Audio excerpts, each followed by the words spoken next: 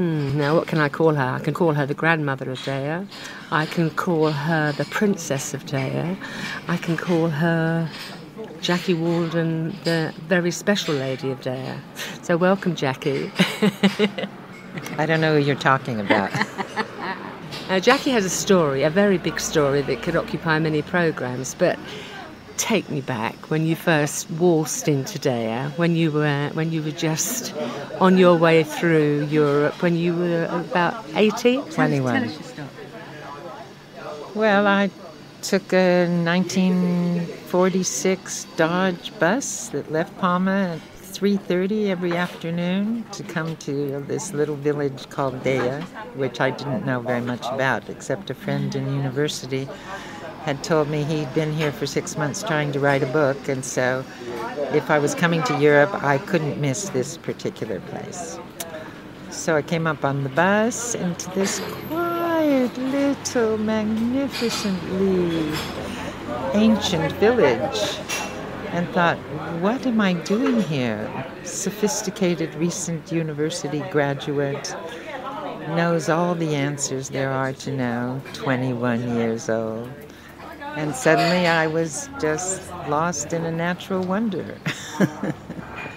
Where had you come from, Jackie? Where had you begun your journey to Mallorca? I grew up in Los Angeles, in Hollywood. Went to Hollywood High School and UCLA, and had a rather normal middle-class life. And my elder brother had come to Europe to study, and I said, well, when I graduate college, I'm going to come and see what's kept him there, because he came for a year and he'd been there for 3 years. So I saved my money, and I did the, do it on your own sort of, from place to place, took trains and planes and visited all the cities and got a taste of what Europe was like. And it was like I had a sign on me that said, unless you're tall, handsome, and extremely interesting, don't talk to me. So everybody talked to me because everybody was tall and handsome and extremely interesting. Jackie, can I ask you what year that was? 1959. So you left LA on your own without a return ticket. So you headed for Europe, and Deia was your destination. You knew that. Yeah, with $500 in my purse, and I was going to stay as long as possible. And I managed to stay for 5 months and actually, I wasn't going to go back because I met the man who became my husband here in Deia the first night I arrived. I mean, I didn't know at the time that he would be my husband. But, another one of these summer romances that actually led somewhere. But in the 1950s then in Deia, I think you met him at Safonda, is that true? Safonda was a small pension, an inn, and they had, I think, about 10 rooms.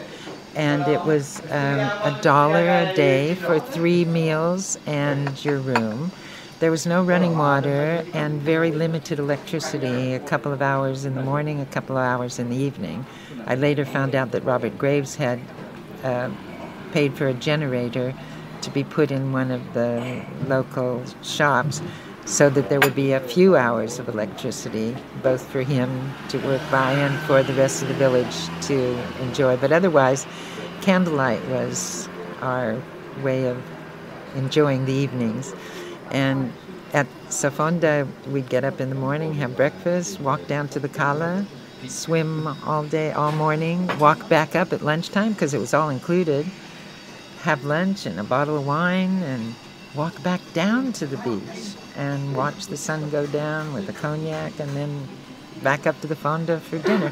Dinner was almost the same every night. 2 fried eggs and fresh green beans and 2 slices of melon. And you looked forward to that as though it was a culinary delight. There was something about it was predictable, while everything else around you was so overwhelmingly beautiful that you had to stop and breathe deeply to fully understand, or to stop yourself from sinking into it. So it was for this now much older woman to have experienced that, thinking I knew everything, I realized how little I knew. What did you studied? I mean, what did you just graduated with from your university? What was your ultimate plan? Well, my first degree was in economics and psychology.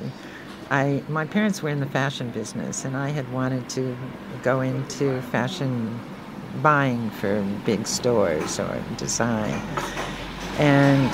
But I hadn't really thought it through. But I knew I probably wanted to go to graduate school, but it was all very vague.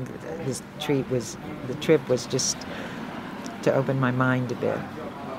And as time went on, life took over as my education for a while. And at age 42, I went with my husband to Oxford University and managed to do a master's degree and then a doctorate in anthropology, because my dream had always been, once I had started living here, to try to understand Deia, what's behind the myth of Deia, because just as you described me and I described Deia, it's not all these magical things. And the book that I ended up writing about it was called Paradise and Reality, because paradise is something magical, but it's not real, and there's something going on all the time that makes it possible for there to be paradise. So that my education was experiential for 20 years before I went back to university. Well, your family must have been horrified. There was their bright star, having gone through university and being sent off for this trip, and then you fall in love. I mean, for goodness sake, they must have been horrified. Horrified. When I left America on this trip, my father said to me, "I don't want you to go because it's going to be like your brother. You won't come back." Because my brother had ended up marrying a girl that he met, and they didn't know when he'd be coming back. So, yeah, they were devastated. And when I met Bill, I thought it was just a summer romance. And then he kept bombarding me, the man had been married twice before and had a child. This was a hell of a situation for my parents to understand,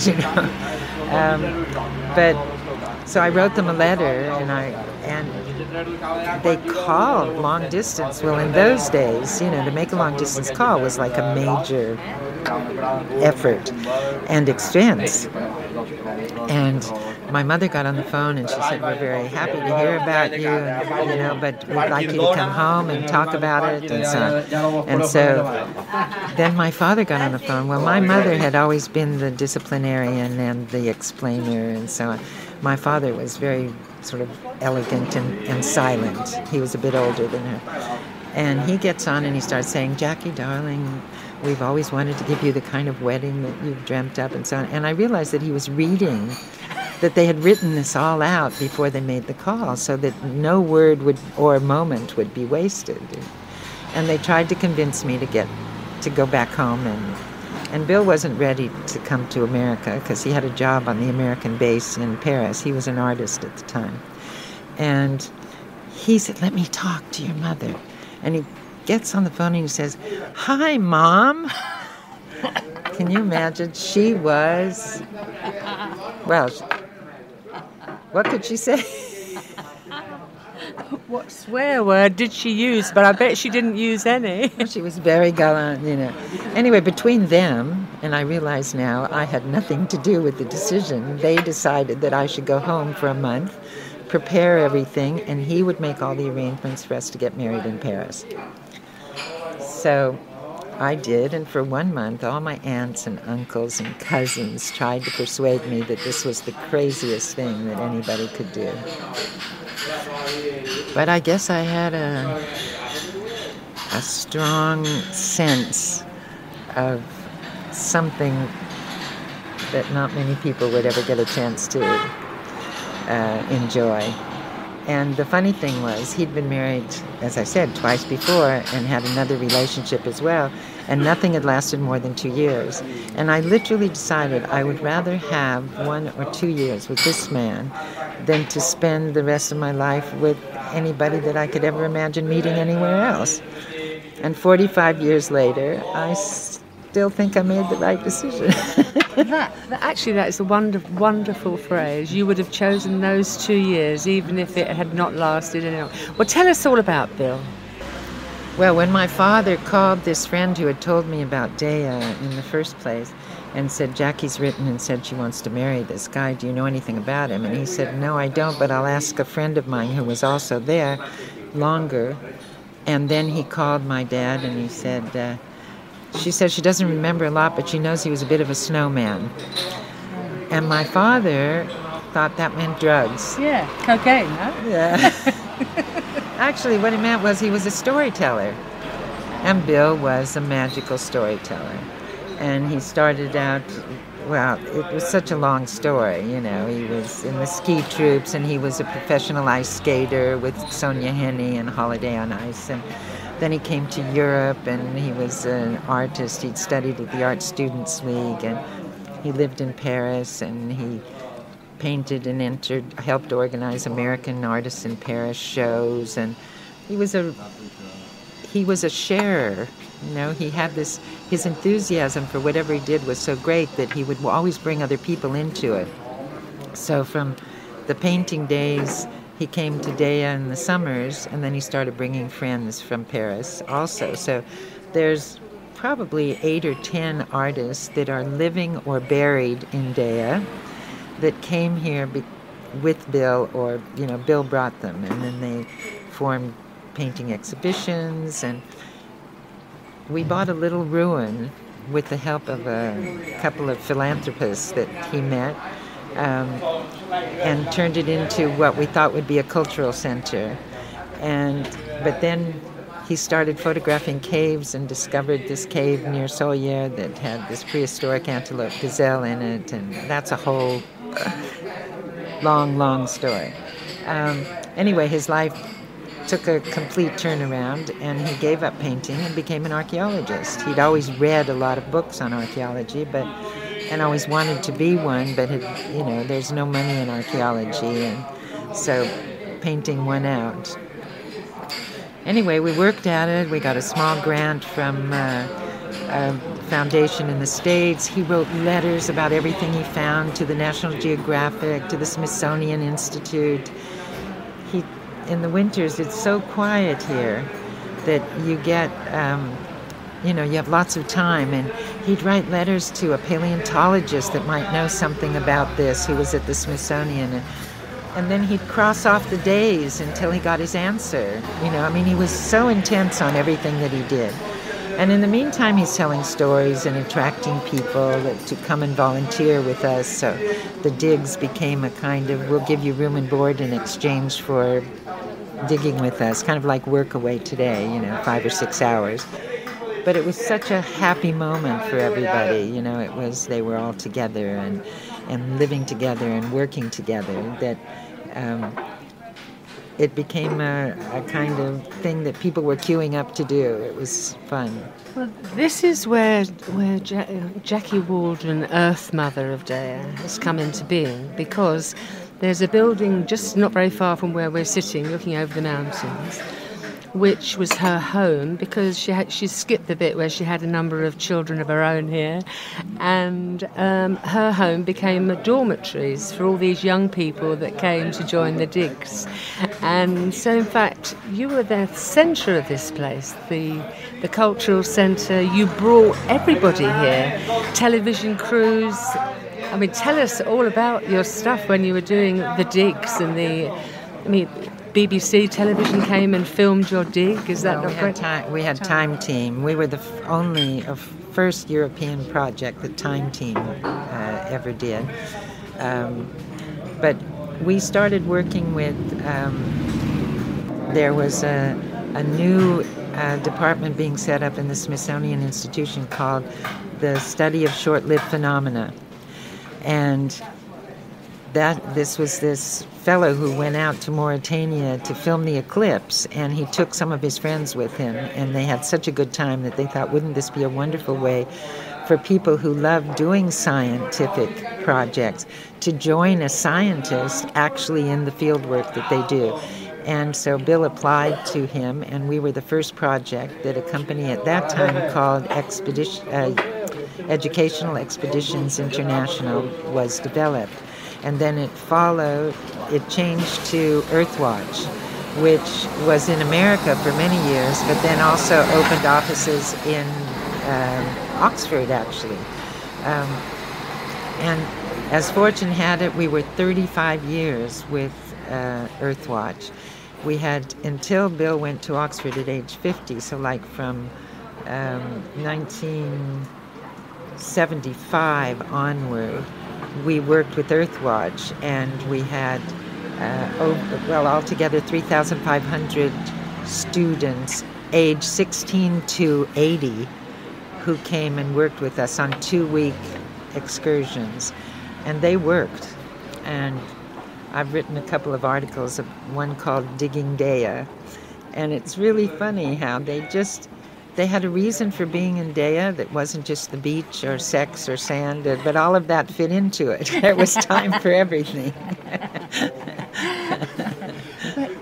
But alongside this, you brought up your girls. Now you have the most wonderful family.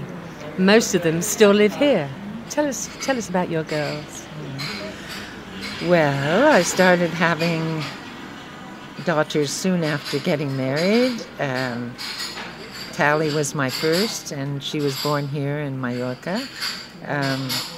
The night before she was born, I didn't know how we were going to pay for the hospital, and I sort of panicked. Maybe it was a week before she was born. And because Bill was still painting at that period. And I said to him, I think I have to go back to the States, because I always remembered a story my mother told when my brother was born in 1936, that when they checked into the hospital, they wanted immediately a cash deposit. And this was in Los Angeles and I thought, oh my God, if they ask for that here, what are we going to do? Because we were living on about $25 a month. And so he said, just trust me. And I literally went to sleep crying that first sort of words we'd had in the many, many months. Almost a year we were married. And the next morning we were living in an apartment over the central telephone. And there was a phone call. They called him from downstairs and said, there's a call for you, Bill. And he went downstairs. Now, in July, he had an art exhibition in Madrid in a very fine, the Biosca Gallery, which was very well known. But nothing had been sold. But it was a great adventure, and we knew at least his name would get known and so on. And he came up from that telephone call, and he said, what's the last thing I said to you before you went to sleep last night? And I said, trust you. And he said, well, they just sold 7 of my 11 paintings. And I guess maybe that's the story of our life. You know, it was always a struggle. It was always, oh my God, you can't buy another computer. You can't buy the first computer because we can't afford it. Trust me, trust me. And everything he set his mind on, we managed to do together, of course. And I realized, talking with some other people not long ago, that I thrive on challenges. Even if I'm asked to write something, I'm sure you know this yourself. If it's due on Friday, I'm going to get it done. If it's due in a month's time, I'll get it done a week before it's due. And I don't know what it is. I think it's the excitement, the adrenaline that gives you that oomph to, get on with something. But it's challenges and to have this child in a country where I spoke Spanish, but I remember going to the Mary Nostrum clinic, it was at the time. I said I wanted to at least go to a clinic. I didn't want a midwife because I thought in case anything goes wrong. And going through the hallways on the delivery cart and saying, un momento, por favor, tengo un contracción. That means a minute, please. And when I think about it, it's hysterical, the crazy things that you do without even thinking. And I knew nothing about babies. I don't think I'd ever held a baby. I was 22 years old. They handed her to him immediately, which was he was in the room for the birth, and that too was very special in those days. And then my folks said, you have to come back to the States so we can meet Bill and your daughter. And my grandmother died and left us some money. So we went to L.A., and I was hardly there and discovered I was pregnant again.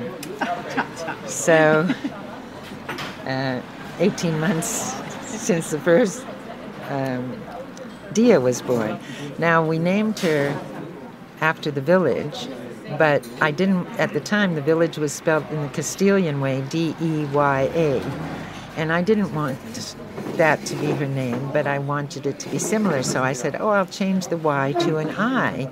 So it's D-E-I-A. Little did I know that that was the original Catalan spelling eons ago. So many people call her Deia. I call her Deia. But since her, many people have given that name to their daughters, to the point that Richard Branson's granddaughter was the title on the Spanish papers, Deia un nom propi, which means Deia is now a proper first name. And my daughter Deia called the newspaper and said, Deia es un nom propi desde 1961. Yeah. Me. You were so ahead of your time. It's so funny. Yeah. Soon after we came back here, Tana was on her way. So there I was with 3 little girls, hardly any income. Bill was still painting. And we thought, you know what, in Deia we're not going to make it. He did some architectural work with Robert Graves and some other places. And we said, let's try Palma. So we went into Palma, and the first night we were there, we were contacted by a couple of English developers who were going to open a Carnaby Street type boutique for the first time in Mallorca. This was 1965. So we'd been good 5 years in and out in Deia. So we went to Palma, we settled in Palma, and we both had jobs the first night we were there. I was asked to work with the designer because she didn't speak any Spanish, and I was her translator, and we went to Barcelona to get the fabric. So there I was, back in my fashion dream, without an effort. And this is, again, everything came to us because we knew what we wanted, but we never set out to just get that. We just kept doing the things we knew how to do and trying to survive, So that was a great opportunity for me to learn about the fashion business in Spain and to help her. And Bill was asked to design the boutique. It was called Etc. Of course, it was called Etc. The Newman brothers. One of them is still on the island. And then Mike Jeffries from the Electric Eye Recording Company came over. He had the Animals and Jimi Hendrix and others such fame. And Bill and he decided they should open an art gallery. So over Etc. next door there was this beautiful art gallery. So there we were doing the things we love to do, and then coming on the weekends to Deia to kind of breathe the fresh air and so on. And the digging had started then, but we had to leave it aside. It got more active and the digging took over when he found the cave of Muleta with this prehistoric antelope gazelle. So it was an interesting time. We were 7 years in Palma. The Etc. was a huge success, but the owner fell in love with lobster and champagne every night, so he went through the funds in many ways that were not part of the program. So a friend came to us and said, well, why don't you open your own boutique? And by that time, Bill was making silver jewelry as well for Etc., but he hadn't presented the line yet. So this friend said, well, why don't you open your own boutique with the jewelry? So we opened a little hole in the wall called Vision X. And it was next door to, across from El Barco. We were all near Plaza Gomila, which was the swinging place of Palma. And we had Vision X for 7 years. And it kept us going while we started the digs and while we got the funding from the foundations. And we decided to sell it and take a chance on living in Deia all the time. And that was in 73. In the meantime, somebody had offered us a piece of land next to the museum for people to park cars for like $250 or something. And we'd go there in the evening and we'd sit and Bill would start to draw, and it's, you know how everything is terraced here, and he drew this beautiful potential house, and I said, oh, that's a real pipe dream. And he became very friendly with a lot of the local builders. They were all worked with their hands, and they loved his humor and his energy, and he enjoyed them a lot too. And they said, Bill, if you want to build a house, you do it now, because the prices are rising every day. You can't pay straight away, pay what you can while you can. I mean, it was so incredible those days. You'd shop at the village shop and you'd get the bill once a month or once a year, more likely once a year on St. Michael's Day.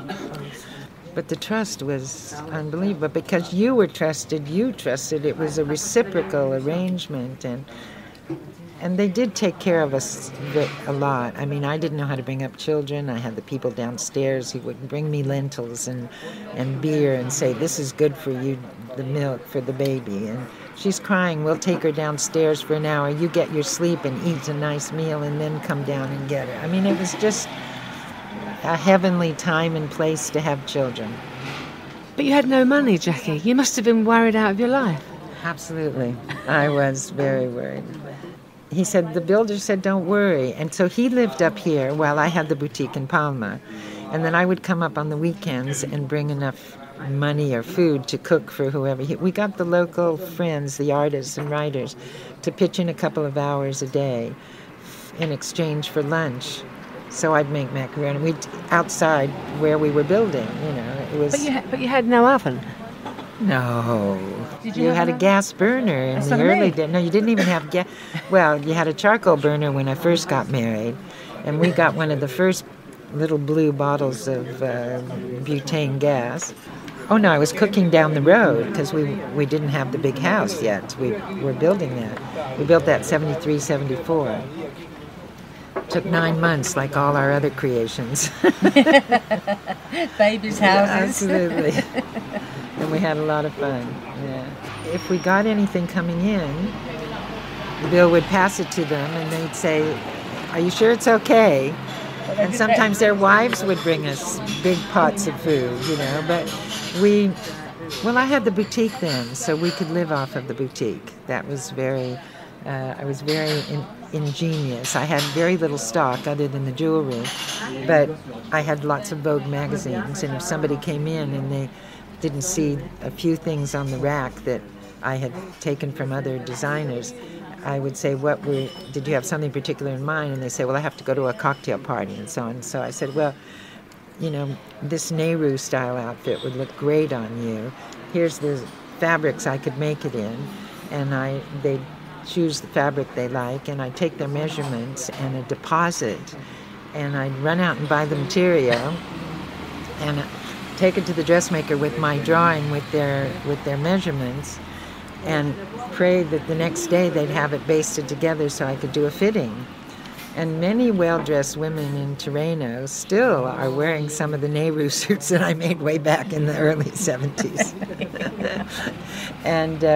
And then I came up here, and when we built the house, and we had a little boutique where you now see there's a vintage shop, but there was a wine bar before that, and before that it was dormitories. And I opened a little boutique there, and at the time there was a number of excellent artists in Palma as well. One of them was Ellis Jacobson, lovely artist. And he had connections with the Chicago Museum of Modern Art. And a woman who had lived here on the island with her kids for a couple of years was organizing a tour for the Chicago Museum, an art tour of Europe, of Spain. And so she got in touch with Ellis and asked him, you know, who they should visit, and he would set it all up. And he rang and asked if they could come and visit Bill, and I said, sure. And he said, and they'd like you to recommend a good restaurant in Deia. And I said, well, let me check on that. And then I thought, well, I had just done my first EarthWatch group, so I had catered for 20 people every day. And I said, how many do you expect? And he said, oh, I guess 10 or 15. So I said, you know what, Alice? I said, I could cater it at $10 a head. I mean, that was a lot of money in those days. But to America, it was nothing. And I laid out this menu: a whole ham, chickens, turkeys, coleslaw, potato salad, tumbet, a few Mallorquin dishes. I had to borrow the fridges of my neighbors so that I could pre-prepare some of these things and put them up. And then I realized that I had started making my first collection of peasant wear for the boutique that I was setting up. And I thought, I'll bring them into Deia and I'll have them all on show for these people. Well, in that one day, I catered, there were 25 people or more. I sold everything. My girls I sent down to the boutique, who were like 13 and 14 at the time. They sold every dress and blouse that I had made and jewelry. I said to Bill, all we have to do is this once a month, and we don't have to do anything else. We had enough for the summer to live. But I mean, I can see. I never met your parents, but I can just imagine what they were saying back at the ranch. There was this wonderful, comfortable middle-class life waiting for you in LA, and you were here, and you didn't know each day whether you had enough money to feed your family. That's tough. That's hard life. In Mallorca, it was. You had credit, which was the important thing. And also, my dear dad passed away, and my mom came over to live in 1967. So my fourth daughter was born the month that I was planning to open the boutique. So my mom arrived a week early, and I could wheel the baby to her little flat on Calle Salud and go down and open my boutique. So she lived on the Terreno then? She lived in Terreno. And the first thing she did was to take a Spanish class. And so she met all these other Americans and had a whole friendship group going. And she adapted. She was fantastic. And then she met a charming Englishman, and so she said she was married 60 years to two different men, 33 to my father and 26 or 7 to her new partner. Wow. So, and it was wonderful for us. He died at 93 and she died at 96. And we never had anything but great joy from both of them, It was That's really fantastic. nice, yeah. Tell me the story of when Desmond Morris came knocking. That was... that was another one of those situations, where I said to Bill, as long as we're here and we've got this beautiful house, because the house that he built was absolutely amazing. It's all sculpted fireplace. There's a natural rock. There's all the doors and windows are made of mahogany that we bought on the island and carved. There's ravens' heads and Northwest American Indian carvings all over the doors and inside, and his sculptures here, olive wood sculptures, so it's quite amazing. And one day we were in the house and there was a knock on the door, and there was this rather distinguished looking Englishman and his blonde wife and their young son, and he had a book in his hand, and it was Iberian Prehistory by Luis Pericot Garcia, who was a very famous archaeologist from Barcelona. And he had it open to a particular page where there was a large pot with incisions on it.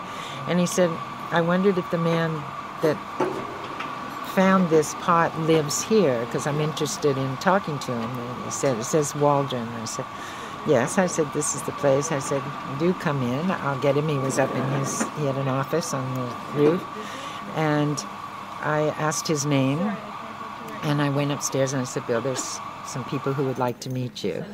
And he came down and he introduced himself, and his wife and I sat at this end of the table and they were at that end of the table, the two of them talking.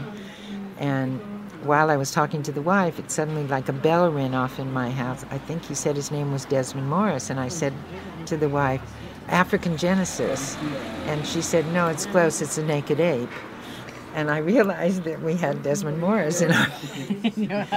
And he and Bill hit it off like a house on fire. They were born... Bill was born February 5th. Desmond's born February 6th.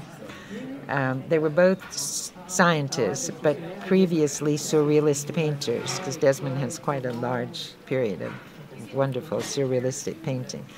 They were both storytellers. They were both amazing personalities. You know, it was just great. And a year later, when Bill was invited to give a talk at the British Museum. We arranged to go and see a friend, a student who was at Oxford that year, and he had the degrees manual open, showing that Oxford welcomes people who have made success in their field, but never actually done advanced degrees. And that he said, Bill, you can apply for this. Bill was 50 years old. And he applied and he got accepted at Oxford University to do a PhD in Balearic prehistory. And the first week we were in Oxford, when we were students, and that's a whole other story, Desmond Morris had a big party for us to introduce us to all the cognoscities in the science world. But before that, when Bill got accepted, I wasn't about to let him go off by himself to Oxford without his family. So I went up to look for a job, and I saw in the newspaper that the smallest apartment, but that would accommodate 6 of us, was about £280 a month, which was pretty cheap when you think about it today, But the highest paying job was like £180 a month for the sort of thing that I thought I could do, you know, a bit of research, or I applied all sorts of things. Then I saw this little ad, and it said girls' residence halls for A-level college and English as a foreign language, called St. Clair's Hall. I didn't know what it was. I went to see it. I applied for the job, and it turns out they had 11 Victorian houses, and they had what they called a warden with a child or a partner living in the house and overseeing the 18 or 20 students. Well, to make a long story short, I made an appointment, and it was on the last day of the week that I was in Oxford. I spent the rest of the time sightseeing because I thought if I don't get this job, I can't go.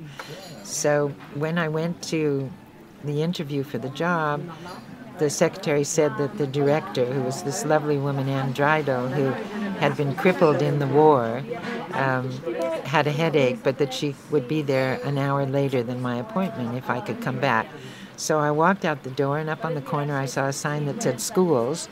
So I went across the street, and I went to the high school and to the middle school and asked to see the principal, and said, if I live in this area, can my children go to your school?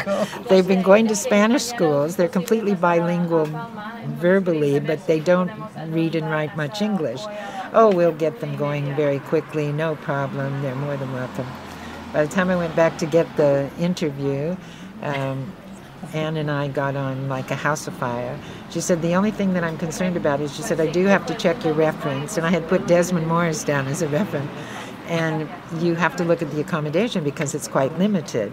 So I went to look, and there was this small little living room, and then a bedroom with bunk beds in it, and then a little tiny galley kitchen, and off the kitchen was a larder. And I thought, well, one of the girls can sleep. The larder won't be used as a larder. It'll be a small bedroom. And then the other 2 can be here. And the oldest one wanted to stay here just to finish whatever it was at 16 she had to do. And so I said that would be okay. I went back and told her. And the next morning, first Desmond called, and he said, well, I was called for a reference for you, and I raved about you, and so on. Mind you see, I had spent that summer with EarthWatch, so I had catered for 6 groups of people, and I thought, oh, I can do this sort of thing. But I did get the job, and they gave me an additional bedroom. So we had 3 bedrooms and a sitting room. Bill and I slept in the sitting room.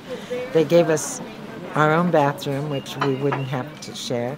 And they said we could use the common room with the girls, which was huge, to watch television and that sort of thing. And £8 a week and free board. So we stay there, £8 a week, and then all our meals we could have in the dining room, which was next door. Or if we didn't want to eat there, which of course my kids, they didn't adapt to English food very well, I could buy with my meal tickets a whole ham, whole chicken, all kinds of fresh veg and so on. So I came back here and I said, Bill, you know the story about the guy who is wearing a white suit and falls into a pile of you-know-what and comes out cleaner than he fell in? Well, that's us. And again, we had 7 years at St. Clair's. Bill was asked to teach photography. I was asked to teach domestic science. He worked on his thesis. The kids were able to go to school there. And then they were able to come to St. Clair's for very little because I was on the staff. And it was, again, and then I got into women's studies, and they said, you should do an advanced degree, and it just went on from there. And that's a whole other story. This is a whole other story. And what's coming through is, I've got to ask you, is it God? Is it fate? Is it love? Is it the universe? What's controlled everything to work out so beautifully? Or is it just your attitude, your mental attitude to the whole lot? Well, I'd like to say that it's all those wonderful things that most people believe in. But I think it's tenacity and one's inner spirit that says, this isn't going to get me down. And Bill was the same way. And we tried to impart this in our children, and I see that it works because they're all very innovative and not afraid to try new and different things. The oldest one is in real estate. She was the first realtor in Deia. Nobody ever thought of having a realtor. And the Mallorquins trust her because she's one of them, It's just sticking to your guns, and whenever things look like they're down, turning them to up, even if it's the measliest job. And in Deia, there was no sort of value judgment on what you did, So, like if the kids got jobs washing dishes when they were 14, they also learned how the best restaurants were cooking. And they did all these, they had pocket money all the time through their own efforts. If they wanted a bike, they had to earn half of it, and we'd find a way to get the other half. The hardest part, I think, were those years when we were in Palma and they went to the Immaculada and they needed uniforms. And our third daughter, Tana, was very tall, sprang up every year, much more than the others. So I made her skirt, I made all their uniforms with a hem that was about 12 inches, I think. It was almost a double skirt. And I had to lower it 3 or 4 inches every year, and there was a mark where it was. And she always reminds me, you don't know how difficult it was for me going to school with, every time you lowered the hem on my dress, there was a stripe. The hem, oh dear, that really... Kids experience things so uniquely. And for instance, growing up with all these students in the house when we ran the dig, one of the girls says she always felt that they were the last ones we listened to because we were having to listen to these people that were there for such a short period. And I said, I'm sorry, I didn't realize that. And the other 3 say, on the contrary, we learned how to deal with people. Now we can deal with people from all over the world. We're not afraid of new adventures, etc., etc. So each human being has their own unique way of responding to things, and some are extremely sensitive. And it's hard when you're on a fast pace like we were to realize this until later. And then, so if you have a sensitive gift, give your all at the moments that they want your attention, because then they gain their confidence and then they don't need it. But if they don't get it, it stays with them a long time. Jackie, it was not so long ago that you received, I think you've received a number of honours in your life because you're a modest flower that many, many people respect. But there was a moment not very long ago where you had the greatest honour and you were invited to Palma to give the address. Tell us about the pregone, because it's very, very important, and you were the first foreigner to do it. Yeah. Well, I retired today, in 2000 and 13, 14. Because I'd been at Oxford all this time, and I thought, because I was freelance in Oxford, I was teaching and doing research. They didn't care how old I was getting, as long as I was still enthusing the students, which I hope I did. So when I came back here, the first winter in Deia, I thought, this is just, I'm used to a much more stimulating intellectual and social atmosphere. I need libraries, and I need concerts, and I need, people who are also working like I am. So one of my daughters said, let's get a flat in Palma and see if, rent a flat and spend a couple of days there and see what it's like. And so I spent the next, a friend, I wrote to my daughter in LA to tell her, and she has a friend who lives most of the time in Mexico, but has a flat in Santa Catalina and Palma, and he said it was empty, and if I wanted it, he would let me stay there for next to nothing. It was a fourth floor walk-up, so it was a combination of exercise and perfect location, and I fell in love with the whole ambiance of Santa Catalina. And it's so funny because when I think how we rejected Tirreno, and came back to Deia, and now I'm back in Santa Catalina, which is very close to Tirreno, and hoping one day that Tirreno will get gentrified as Santa Catalina has. Anyway, then I started going to conferences and gallery openings and talks in different places. And I met some lovely people at a conference on tourism. I met the Minister of Tourism and the head of the Parliament and so on and so forth. And I don't know quite how it came about, but about a couple of weeks later, I get this call from a friend of mine who grew up in Deia and was a journalist for the Parliament. And he said, they'd like you to consider giving the pregone in December. Well, the pregone of Palma is commemorating the discovery of Palma, or the conquest of the Moors in Palma in 1229 by Jaime I, as we call him, James I, as I've heard British refer to. And it's a way of telling the story historically and any other way that people would like to do. I knew nothing about it. I'd never been in Palma for that celebration. But this very lovely archivist of Palma, Tumi Bestard, who turned out to be the son of Tumi Bestard, who had been the American consul representative in the 60s through the 80s when we first came here, and actually had come up when they made my husband an adoptive son of Deia. He had come up to the unveiling of the monument put up for him. Tumi is the archivist of Palma, and absolutely magnificent source of brilliant information about anything to do with ancient Palma. So he showed me some of the earlier pregones, gave me copies, gave me a couple of... I knew a lot about the history because I had studied it for the book that I wrote about insiders and outsiders in Mallorca, in Deia, really. So he said, I think what they'd like is a combination of your personal experience and the history, relating the history. So I had a lot of fun. I was back into full-time research and spending my days in the libraries and in the books and in my own book to remind me of, various things that I'd written. And I wrote this speech, but to do it properly, it had to be in at least Spanish, if not in Catalan. And I speak Catalan in my own understandable manner with as many gestures as words, but I would never be able to write properly in it. So there was a young woman who grew up with my kids, Nicole Domonville, and I knew she was a professional translator and would be sensitive to what I was talking about.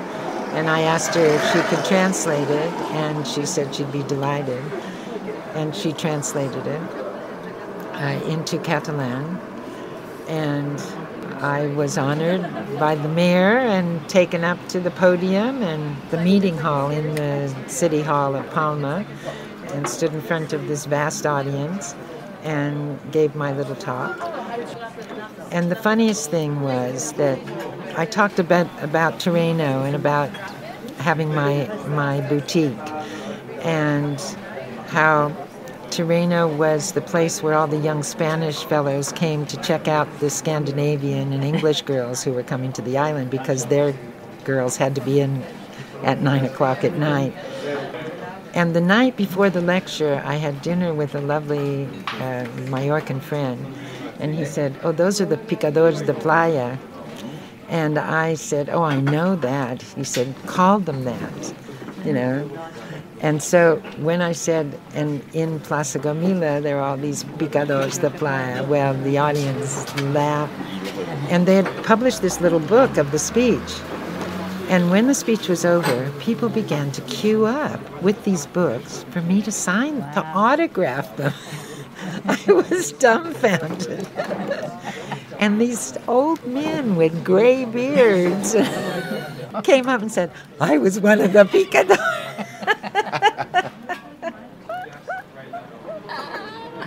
That's a fantastic story. I think you should end there. I think actually we'll end there for this time, but there's so much. I mean, I really want to talk to you about the book, the Inside and Outsiders book, and then we've got a new book. You have a new book.